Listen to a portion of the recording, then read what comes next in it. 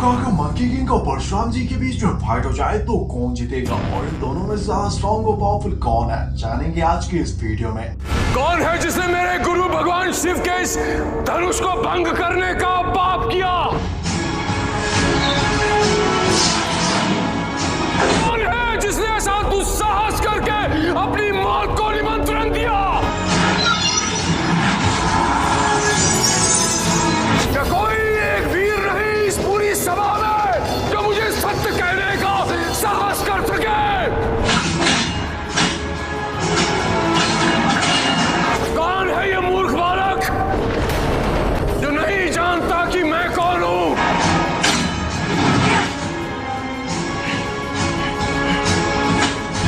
तो सन वुकोंग, जिसे सब मंकी किंग के नाम से जानते हैं, चाइनीज माइथोलॉजी के लेजेंडरी गॉड्स में से एक है। इसके बारे में बहुत सारे लोगों का कहना है कि हनुमान जी चाइना गए थे और वहाँ के लोगों ने मंकी किंग का नाम दिया, पर इसके बारे में हम फिर कभी बात करेंगे। तो सन वुकोंग बहुत ही ज्यादा स्ट्रॉन्ग और पावरफुल कैरेक्टर है जिसकी पावर्स लिमिटलेस और बॉटमलेस है। मंकी किंग बिना किसी लिमिट के एंटमैन की तरह अपने साइज को छोटा बड़ा कर सकता है और उसकी मेन स्पेशल और सबसे पावरफुल टेक्निक है 72 ट्रांसफॉर्मेशन, जिसमें वो खुद को 72 बार ट्रांसफॉर्म कर सकता है। मतलब अगर कोई उसे हराना चाहता है तो उसे इस इमॉर्टल गॉड को 72 बार हराना होगा, क्योंकि हर बार हारने के बाद वो खुद को ट्रांसफॉर्म कर लेगा, जिसमें हर एक ट्रांसफॉर्मेशन के साथ मंकी किंग कई गुना ज्यादा स्ट्रॉन्ग और पावरफुल बनता जाएगा। और क्योंकि वो इतना ज्यादा स्ट्रॉन्ग और पावरफुल है, इसलिए उसने अपनी वेपन भी स्पेशल चुनी, जिसे पाने के लिए उसने ड्रैगन की पैलेस पे अटैक किया और वहाँ की राइजिन बैंग नाम के एक पिलर को, जिसको खुद ओशियंस की गहराई नापने के लिए बनाया गया था। और ये वेपन भी वुकोंग की तरह अपने साइज को जितना मर्जी चाहे उतना छोटा या बड़ा कर सकती है। और अगर तुम्हें ये सब भी कम लग रहा है तो सन वुकोंग अपनी बॉडी में मौजूद हर एक बाल को किसी भी चीज में बदल सकता है जो वो चाहे, यहाँ तक कि दूसरे मंकी किंग में भी। और वो हर एक मंकी किंग सन वुकोंग के ही बराबर पावरफुल होगा। मंकी किंग अपने ओपोनेंट्स की किसी भी मूव को प्रेडिक्ट कर सकता है, लाइट की स्पीड से ट्रैवल कर सकता है और यूनिवर्सेस को डिस्ट्रॉय करने वाले अटैक्स तक को इजीली सर्वाइव कर सकता है जैसे वो कुछ भी ना। मंकी किंग ओमनीपोटेंट और ओमनीप्रेजेंट है, जो कि हर जगह मौजूद है और कहीं भी, जो कि अर्थ पर मौजूद स्ट्रॉन्गेस्ट गॉड है और लॉर्ड बुद्धा के अलावा उसे कोई नहीं हरा सकता। जबकि बात करें परशुराम की, परशुराम भगवान विष्णु के छठे अवतार थे, जिनका नाम पहले राम ही था।